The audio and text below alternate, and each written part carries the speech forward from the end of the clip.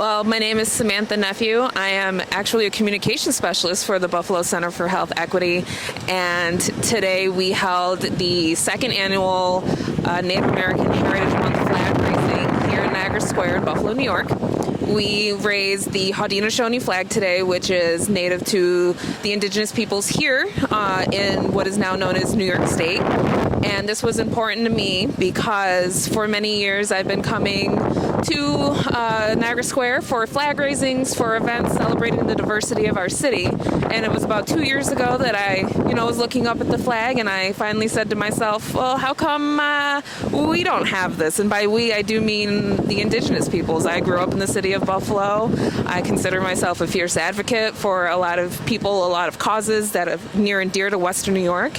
And yet there was nothing here that represented me and represented my family, represented my friends. So this was an opportunity to bring some awareness, bring a little bit of our culture to downtown Buffalo, which I was very excited about. I love to see the juxtaposition of our culture up against the backdrop of City Hall.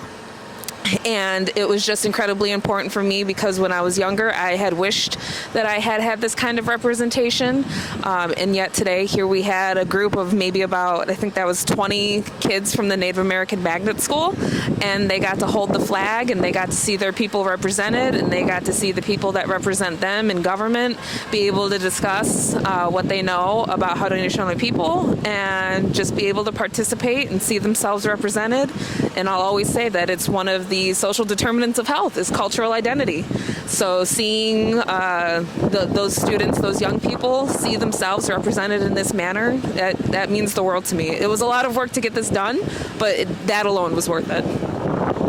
I want to say one of the big lessons that I take with me every day as an Indigenous person is the idea of the 7 generations. The 7 generations is an understanding that the decisions we make today affect 7 generations from now, roughly 100 years from now. And so the things that we do today are for that 7th generation and making sure that we make right decisions by our children, our children's children, and et cetera. But also to live in the now and remember that we are the 7th generation that they once fought for. And so we have to just live in our joy, live in our peace as we deal with the traumas and continue to move forward with that 7th generation in mind. Hi, it's Michael Martin, Executive Director at Native American Community Services. And this flag raising is important to me because it's an acknowledgement of our Native and Indigenous people, especially our Haudenosaunee Confederacy, that this has been our home since time immemorial. As long as we can remember, we've always called this place home. It's been a place of convergence because of the natural wonders and resources that are here, the original caretakers and protectors of these lands. It's an acknowledgement that we were here, that we're still here, and that we will be here, and that we're being seen and heard. There's a lot of things that have happened to our people that have been unjust and traumatizing. A lot of our ancestors had to endure a lot of trauma and hurt, but we look forward to the future 7 generations to create a better future forward. And bringing people together, reminding them of the symbol that flag is for us as a people, but also for the United States in general as well, that we now share these lands, and we share these lands based on covenants and agreements. And it's a reminder that with our government officials here, that we also, both sides have to honor those covenants and agreements. And if we do so with good minds, we will find the solutions we all need to live healthier and happier futures together. Melissa Parker Leonard. I am a Seneca and a community advocate. The flag raising is important because it brings visibility to Indigenous peoples, and it celebrates not only our history, but also that we are a present culture and a vibrant, thriving culture it shouldn't be relegated to the past.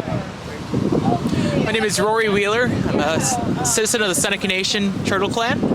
It's good to be here to recognize the rich and important history that's present here in the city of Buffalo. The city of Buffalo sits on the historical and the ancestral homeland since time immemorial of the Haudenosaunee Confederacy and the Seneca Nation. But it's great to have the recognition and the support from the city, from federal, local, elected officials and the community to be here to recognize the importance of not only this Native American Heritage Month, but every day, and to remember and recognize the rich history that the Haudenosaunee Confederacy has here in this area, in this region, and also the future contributions that our people will continue to make. My name is Benjamin Willis, Director of Culturally and Linguistically Responsive Initiatives, combined with Diversity, Equity, Inclusion in Buffalo Public Schools. Our office is recently being involved with the NARP program. We are definitely committed to making sure that the parent committee is growing and that all of our students and families in Buffalo are receiving all of the necessary cultural resources that we need to grow. Hi, my name is Martin Jimerson III. I'm from the Seneca Nation, member of the Wolf Clan, and I think like the raising of the flag was a lot. The raising of the flag there, it's very important and very vital there to our, the Second Nation there as a whole there. From what we came from, our youth came from a long time ago there, as they realizing that we're still here. Our cultures are still intact and alive. Our ceremonial songs and dances are still here. So we did we showcased some of our social dancing, what we call Haudenosaunee today. And then right there is more of a means of, as we say, we'll say good medicine or good vibes. But as you've seen today here, with this weather here, it's a little bit on the windy side here, but it brought the people together, the community, and that's what the songs and dances do for us. It brings the people together. But as we say, that's enough for now.